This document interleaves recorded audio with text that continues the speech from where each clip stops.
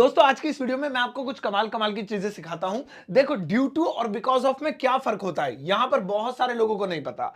भाई वेरी और वेरी ये दो अलग अलग तरीके के होते हैं, एक में ये आता है एक में ए आता है। ये कैसे हुआ पता लगेगा आपको। इसी तरीके से ऑल्सो टू और सो भी दो तरीके के होते हैं, यहां तक कि इवन भी।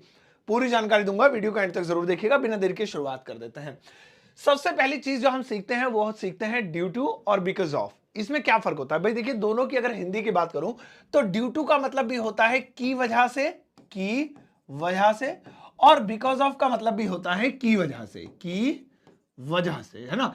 ज्यादा सख्त हिंदी में चले जाए, ज्यादा हार्ड हिंदी में चले जाए तो वो हो जाएगा के कारण।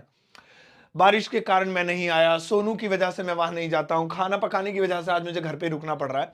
लेकिन फर्क क्या है, तो फर्क सुनिए, ये वाला जो इस्तेमाल होगा ये नाउन के लिए इस्तेमाल होगा। नाउन मतलब किसी का भी नाम जैसे होता है, जैसे सोनू की वजह से, मोनू की वजह से, बारिश की वजह से। बारिश को एज अ नाउन भी यूज कर सकते हैं, वर्ब भी तो नाउन वाले में। तो वहां पे हम ड्यू टू का यूज करेंगे। जैसे वह बारिश की वजह से नहीं आया, so simple he did not come. ये तो हो गया वह नहीं आया। अब क्यों नहीं आया, बारिश की वजह से। तो बारिश क्या है, एज अ नाउन हमने यूज किया यहां पे, एक नाम की वजह, नाम के लिए। ड्यू टू रेन, देखिए ड्यू टू रेन हो गया, स्ट्रक्चर तैयार।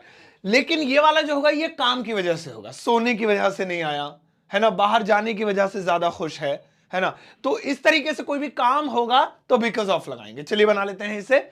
जैसे वह ज्यादा सोने की वजह या कम सोने की वजह से जो है थका हुआ है। सो ही इज फीलिंग टायर्ड, ये लीजिए, यानी कि वह थका हुआ है, वह टायर्ड फील कर रहा है। किस लिए टायर्ड फील कर रहा है, कम सोने की वजह से। तो सोना क्या है, स्लीपिंग, या स्लीप क्या है, वर्ब है, क्रिया है। तो बिकॉज ऑफ का यूज करेंगे। बिकॉज ऑफ स्लीपिंग लेस, ये लीजिए, लेस माने हो गया कम, हो गया। ही इज फीलिंग टायर्ड, वो टायर्ड फील कर रहा है बिकॉज ऑफ स्लीपिंग लेस, कम सोने की वजह से। तो इस तरह से तो याद रखिएगा, ड्यू टू और बिकॉज ऑफ में फर्क, दोनों का ही एक मतलब, लेकिन दोनों अलग अलग जगह। ये नाम के लिए, ये काम के लिए। आगे बढ़ते हैं दोस्तों, अगला वाला आता है ऑल्सो टू। ये टॉपिक मेरा फेवरेट है, इस पे मैंने बहुत सारी वीडियोस भी बनाई है, लेकिन एक बार फिर से आपको इसका मतलब बताता हूं। दोनों का ही मतलब होता है लगभग भी, है ना। अब देखिए इनके बहुत सारे यूजेस हैं, लेकिन उनमें से एक यूज बताता हूं मैं, क्योंकि इसके कई और अलग भी मतलब होते हैं, तो इसलिए मत समझिएगा कि खाली यही है, लेकिन एक बताता हूं। देखिए जरा इस सेंटेंस को गौर से देखिए। जैसे मैं सेब खाऊंगा, और एक और देखिए, मैं सेब, माफ कीजिए इसमें बा नहीं लिखा मैंने, मैं सेब खाऊंगा। देखिए दोनों ही सेंटेंसेस में कुछ फर्क दिखाई दे रहा है। आप कहेंगे कोई फर्क नहीं है सर, सेम ही है दोनों। बिल्कुल सही है। अब हम इसमें भी जोड़ देते हैं, तो गौर से देखिए, मैं भी सेब खाऊंगा। यहां पर ये जो भी है ये किसके लिए लगा है, ये लगा है मैं के लिए, यानी मैं भी। और यहां पर ये जो भी है ये किसके लिए लगा है, ये लगा है सेब के लिए। दोनों में भी तो लगे हैं, लेकिन अलग अलग जगह।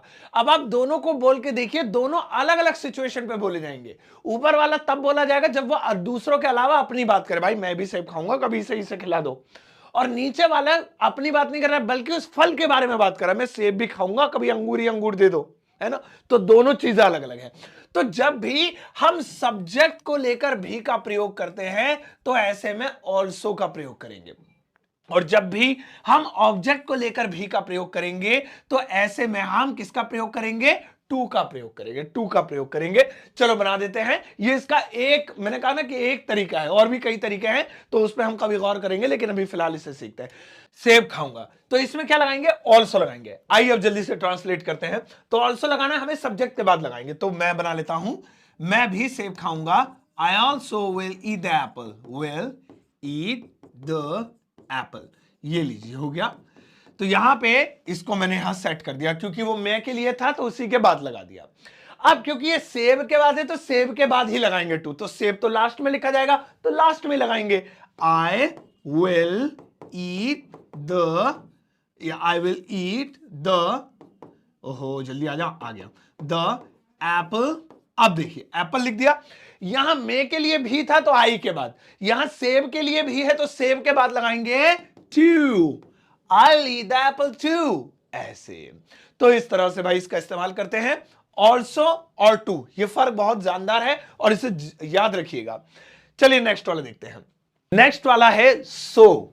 सो देखिए ये भी सो है, ये भी सो है, दोनों ही सो है, लेकिन दोनों में फर्क जमीन आसमान का है। अब देखिए सबसे पहले हम इस वाले सो की बात करते हैं। इसका हिंदी में मतलब होता है बहुत, वही वाला जैसे वो था आपका क्या नाम है, वेरी, है ना, you are very happy, you are very beautiful. तो जो सो है इसका मतलब हो जाएगा बहुत, और ये वाला जो सो है इसका मतलब हो जाएगा इसलिए, इसलिए।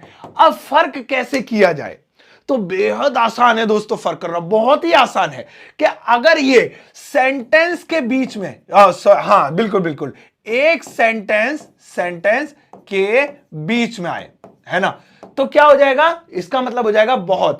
अगर सो दो वाक्यों के यानी दो सेंटेंसेस के बीच में आ जाए, के बीच में, तो ऐसी कंडीशन में इसका क्या मतलब हो जाएगा, इसलिए। अब जरा एग्जांपल देखिए, you are so, BEAUTIFUL।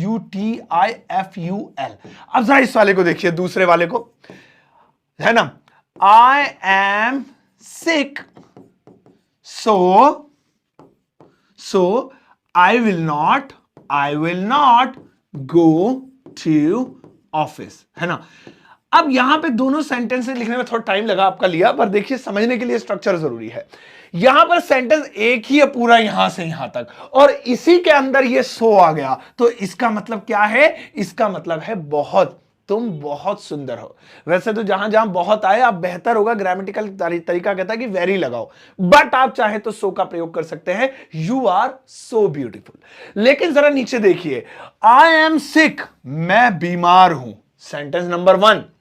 I will not go to office, मैं ऑफिस नहीं जाऊंगा, सेंटेंस नंबर 2। और जो सो दो दो वाक्यों के बीच में आए वो कंजक्शन कहलाता है, और वो बन जाता है इसलिए। सो द आंसर इज, मैं बीमार हूं इसलिए मैं ऑफिस नहीं जाऊंगा। सो के दो मतलब होते हैं। आपको कहीं पे भी इंग्लिश में लिखा है, आपको पहचानना होगा कि इसका क्या मतलब होगा। तो अगर वो वाक्य के अंदर घुस के लिखा हुआ है तो इसलिए, और या फिर मतलब एडजेक्टिव से पहले लिखा हुआ है, किसी जो है क्या नाम है, या किसी की क्वालिटी से पहले लिखा हुआ है, और अगर वो दो सेंटेंसेस के बीच में लिखा हुआ है, तब ऐसी कंडीशन में उसका यूज हो जाएगा इसलिए। तो ये भी सो और ये भी सो। नेक्स्ट वाला देखते हैं दोस्तों। नेक्स्ट वाला है दोस्तों वेरी एंड वेरी। देखिए ये भी लोग बहुत ज्यादा कंफ्यूज हो जाते हैं इस मामले में कि यार वेरी वेरी एक जैसे दिखने में। जैसा कि अभी हमने सो का मतलब सीखा था बहुत, वही वेरी का ही मतलब होता है, यही ज्यादा अच्छा है। हमें बहुत के लिए हमेशा वेरी को यूज करना चाहिए। और ये जो वेरी है इसमें ए आ रहा है, इसका मतलब होता है एकदम अलग, एकदम अलग, यानी कि डिफरेंट, है ना, किसी चीज से बिल्कुल अलग दिखना। जैसे मैं बहुत खुश हूं, मैं इंग्लिश में लिख देता हूं डायरेक्टली, मैं बहुत खुश हूं। तो मैं पहले कैसे लिखता था, आई एम सो हैप्पी या कुछ भी, तो मैं आई एम वेरी हैप्पी, ये देखिए आई एम वेरी हैप्पी। लेकिन अगर इसकी बात करें तो एकदम अलग हो जाएगा। सो यहां पे हम कह सकते हैं कि इस होटल के दोनों रूम अलग हैं, है ना। सो होटल्स या होटल बेडरूम्स, वहां प्लूरल बना लेते हैं, bedrooms very very from each other, देखिए यानी होटल के जो बेडरूम्स हैं, अब क्योंकि बहुवचन है, प्लूरल फॉर्म है, तो ऐसा आ गया, है ना, bedrooms vary as a verb use हुआ है ना, इसलिए कोई इजमार नहीं लगाया है। वेरी फ्रॉम ईच अदर, एक दूसरे से बिल्कुल जुदा है, अलग है, इस तरीके से। We vary from each other, हम दोनों एक दूसरे से बिल्कुल अलग है। तो आप अलग अलग तरीके से इसका यूज कर सकते हैं, इसके बारे में और जानकारी गूगल से ले सकते हैं, मेरी वीडियोस देख सकते हैं, लेकिन दोनों में फर्क याद रखिएगा, वेरी और वेरी। चलिए आगे बढ़ते हैं। देखिए नेक्स्ट वाला है इवन। ये भी बहुत बढ़िया चीज है, इसका भी लोग बहुत ज्यादा यूज करते हैं।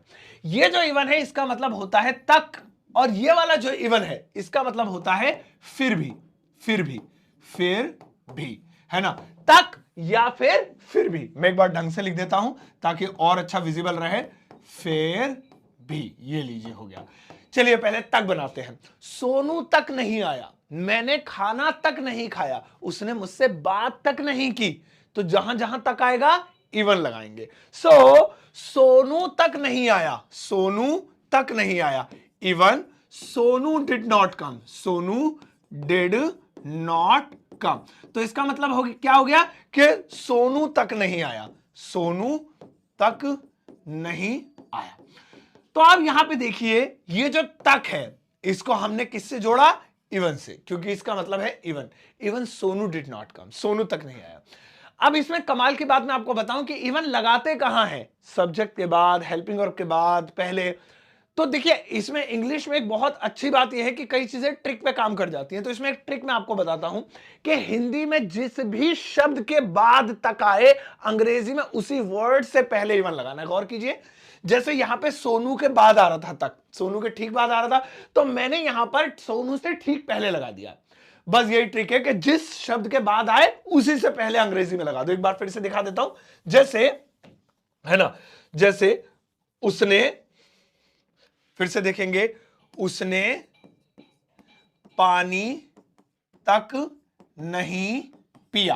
पहले हम इस सेंटेंस को बना लेते हैं, उसने पानी नहीं पिया, है ना। चलिए इसे ऐसे बना लेते हैं, उसने पानी नहीं पिया, ही डिड नॉट ड्रिंक, है ना, drink water, he did not drink water, उसने पानी नहीं पिया। अब इसमें हमें तक जोड़ना है, कहां लगाएं, ही के बाद लगाएं, नॉट के बाद लगाएं, ड्रिंक के बाद लगाएं, वाटर के बाद लगाएं, सबसे पहले लगाएं, सबसे बाद में। सिंपल। हिंदी में किसके बाद आ रहा है, पानी तक, ये देखिए पानी के ठीक बाद आ रहा है, पानी को बोलते हैं वाटर। तो अंग्रेजी में जैसे ही हम वाटर लिखेंगे उससे पहले हमें इवन लगाना है। So even water, he did not drink even water, हो गया। ये ट्रिक है एक तरह, ये कोई मतलब ग्रामेटिकल रूल नहीं है, ये मैंने बस अपनी तरफ से एक ट्रिक बताई है जो बहुत हद तक काम करती है। अगला देखेंगे, फिर भी इसे इवन देन भी बोलते हैं, इवन देन, लेकिन खाली इवन से भी काम चला सकते हैं। जैसे ही लॉस्ट द मैच, वो मैच हार गया, ही लॉस्ट द मैच, है ना, फिर भी वो खुश है, he is happy, he is happy, है ना। इस एच को छोटा लिख लेंगे, जो कि ग्रामर का रूल है, तो हम उसके अनुसार कर लेते हैं इसको, ही इज हैप्पी। तो यहां पे कंजक्शन के रूप में यूज हुआ, ही लॉस्ट द मैच, वो उसने मैच जो है वो मैच हार गया, इवन फिर भी, इवन फिर भी ही इज हैप्पी, वो खुश है। तो कनेक्टर के रूप में यूज हुआ, दो वाक्यों को आपस में जोड़ रहा है। लीजिए हो गया। तो ये भी याद रखिएगा भाई, बड़े काम की चीज होती है। अब आपको मैं इससे भी काम की चीज दिखाता हूं।